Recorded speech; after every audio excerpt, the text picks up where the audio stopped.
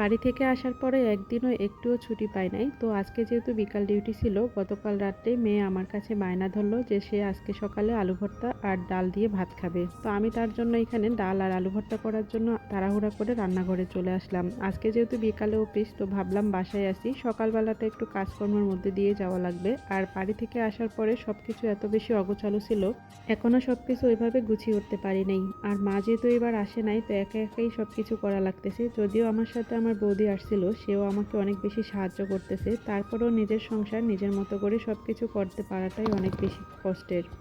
ডাল আলু সিদ্ধ করার জন্য একসাথে করে প্রেসার কুকারে বসিয়ে দিলাম, আরেক চুলায় ভাতটাকেও আমি বসালাম। এখন দুপুরে রান্নার জন্য আগে ফ্রিজ থেকে মাছটা বের করে নিচ্ছি। ফ্রিজে এত বেশি বরফ জমে গেল যে ফ্রিজটা পরিষ্কার করব ওই সময়টুকুও পাচ্ছিলাম না। তো কালকে যেহেতু শুক্রবার, তো ভাবলাম আজকে না, আগামী দিনে ফ্রিজটাকে পরিষ্কার করে নিব।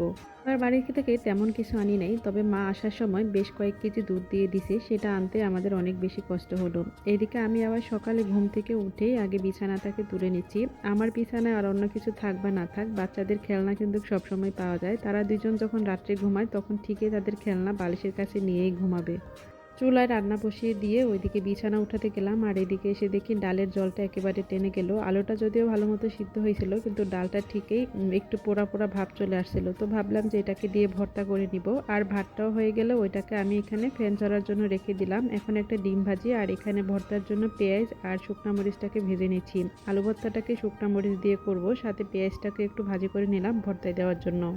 বাচ্চাদের জন্য আলাদা করে আগে থেকে ভর্তাটা তুলে রাখলাম। ওরা যেহেতু শুকনো মরিচের ঝালটা ওইভাবে খেতে পারবে না, তাই আবার আজকে যেহেতু ঘরেই ছিলাম, এই জন্য টেবিলটাকে একটু ভালো করে পরিষ্কার করে নিয়েছিলাম। কারণ এক সপ্তাহ বাড়ি থেকে আসার পরে ঘরের অবস্থা খুবই খারাপ ছিল, টেবিলটাও অনেক বেশি ময়লা ছিল। তো ভাবলাম আজকে সকালে আগে টেবিলটাকে পরিষ্কার করি, তারপর খাবার দাবার টেবিলে এনে রাখি। কারণ টেবিলটা যদি অপরিষ্কার থাকে, খাবার রাখলে দেখতেও ভালো লাগে না, খাবারটা তো খেতে একটুও ভালো লাগে না। আমি এখানে রান্নাবান্না করতেছি, ওইদিকে সুস্মিতা আর তার মামি তার ভাইকে আনার জন্য স্কুলে চলে গেল। তার ভাইকে আনার পর তাকে ভাতটা খাইয়ে দিলাম। এখন আমি এখানে সুস্মিতাকে পড়তে বসালাম, ভাবলাম যে আমি একটু খাবারটা খেয়ে নিই। তারপর খাবার টাবার খেয়ে ঘরের অন্যান্য কাজ শেষ করে স্নান শেষ করে আগে এখানে জামা কাপড়গুলো বেলকনিতেই দিয়ে দিচ্ছি আজকে।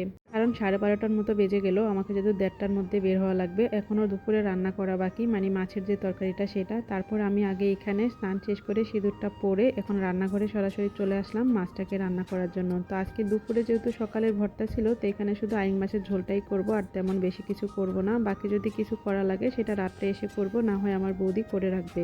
এই তো মাছের ঝোলটা হয়ে গেল। এখন আমি খাবার টাবার নিয়ে নিজেরটা নিজে আগে বসে পড়লাম। ওদেরকে ওর মামি খাওয়া দিচ্ছিল, আর আমি তাড়াহুড়া করে একটু খাবারটা খেয়ে বের হবো, কারণ খাবার টেনে নিতে ব্যাগে করে একটু ইচ্ছা করে না। তো এই তো রেডি হয়ে ঠিক টাইম মতো অফিসের জন্য বেরিয়ে পড়লাম।